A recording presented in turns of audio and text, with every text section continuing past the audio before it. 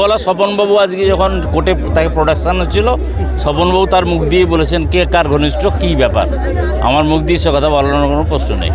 তৃণমূলের প্রতিষ্ঠা দিবসের দিন তৃণমূলের এগরা শহরে তৃণমূলের সভাপতি থেকে দাবি করা হয় যে স্বপন নায়ক বিজেপি কাউন্সিলরদের নিয়ে গেছিল এবং বিজেপি কাউন্সিলরদের তৃণমূল আহ্বান জানিয়েছে তাদের দলে আসার জন্য।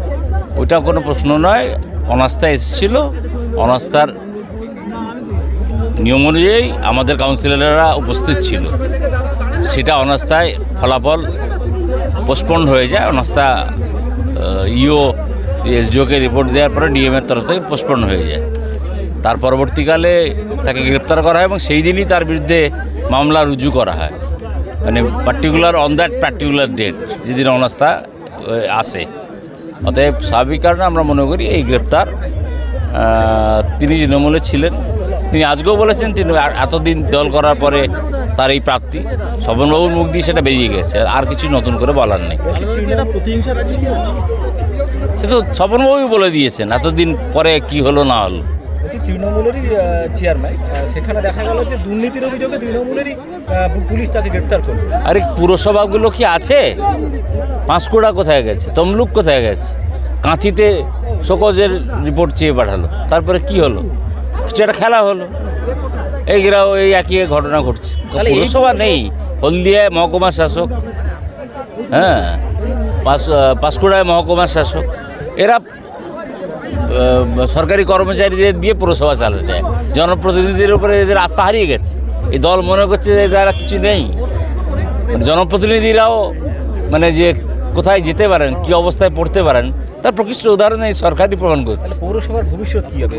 পৌর এলাকার মানুষ পরিষেবা পাবে না, আগামী দিনে ড্রেন পরিষ্কার হবে না, মানুষ মশার ডেঙ্গু ম্যালেরিয়া আক্রান্ত হবে, যা পাওয়া উচিত সাধারণ মানুষের সার্টিফিকেট, তার থেকে মানুষ বঞ্চিত হবে।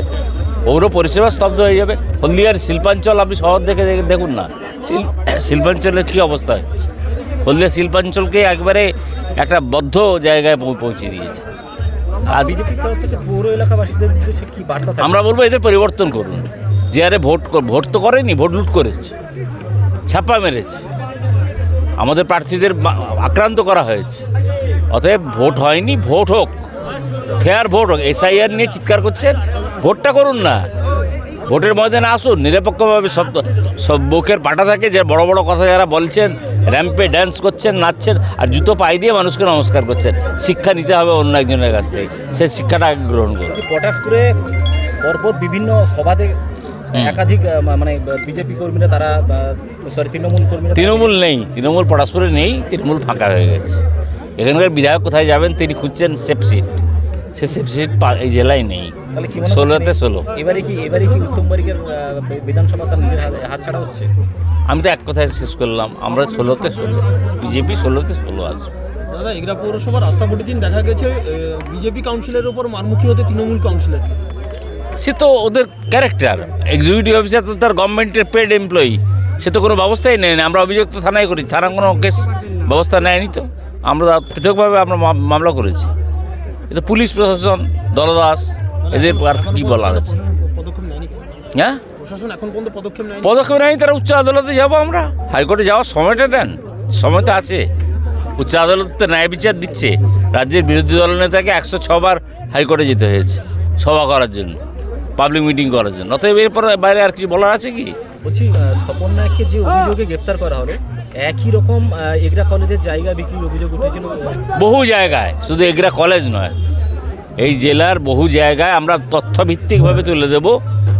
বহু শুধু এগরা কলেজ নয়, এগরা পৌরসভা নয়, এগরা কলেজেরও জায়গা বিক্রি করা হয়েছে। তার বেলায় কেন হলো না এই জিনিস?